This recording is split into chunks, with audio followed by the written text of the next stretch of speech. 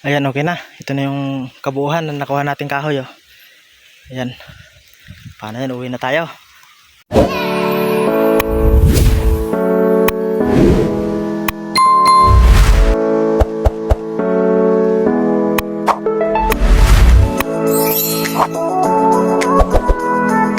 So yun, magandang umaga mga busing, ano. Ayan, dito naman tayo sa bukid. Ayan, punta tayo dun sa lote para mangahoy. Yan kasi mahirap ang uli ngayon sa amin. Kaya kahoy na muna ang gagamitin natin sa pagluto ngayon. Yan ang mga kasama ko ngayon. 3 aso. Ay, 4 pala. Ayun, nauna na. Ayun.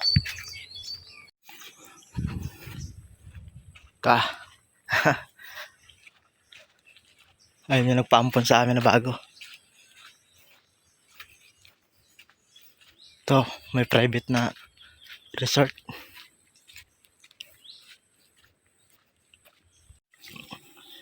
Mga kalahating oras bago tayo makarating dun sa lote. Ayan. Diyan naman sa unahan, nandyan sila mama. Tingnan nyo naman kung gaano kalayo ang pinaglalabahan nila. Para lang makalaba, pupunta pa sila dito sa dulong ito ng beach. Ayan, ito na lang yung aso na nakasunod sa atin. Yung iba, nauna na.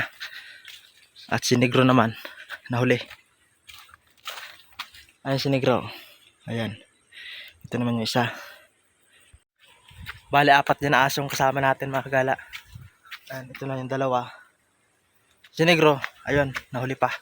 Nangangamoy-ngamoy. At si Maite naman, nauna na.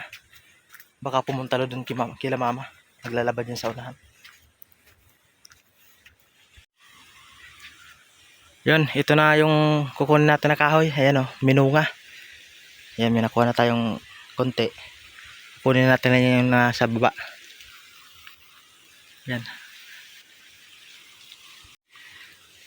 Ayan, makalipas ng halos 5 minuto, ito na yung nakuha nating kahoy. Ayan. Sasalansanan lang natin. Ayan. Medyo marami-rami na din.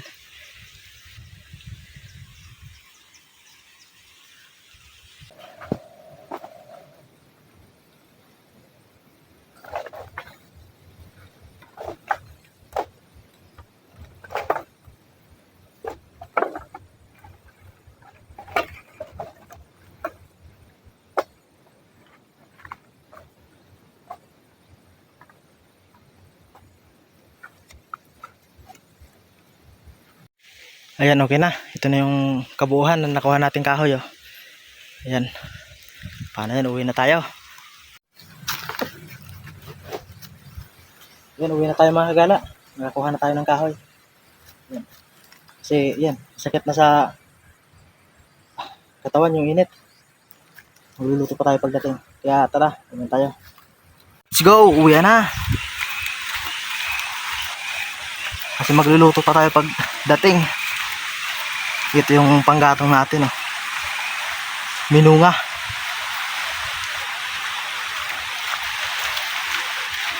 Limang minutong ang lakaran bago tayo makarating doon sa Metulay.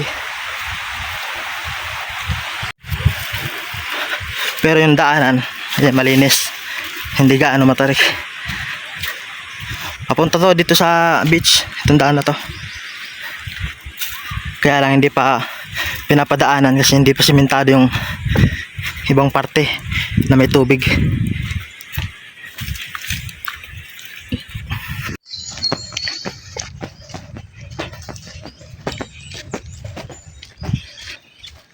Yan, malapit na tayo sa Metulay.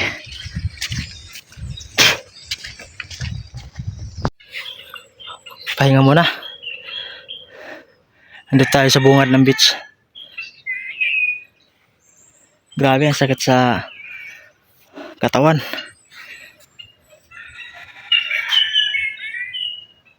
Maliliit lang yung kinuha natin kahoy kasi para mabilis makaluto.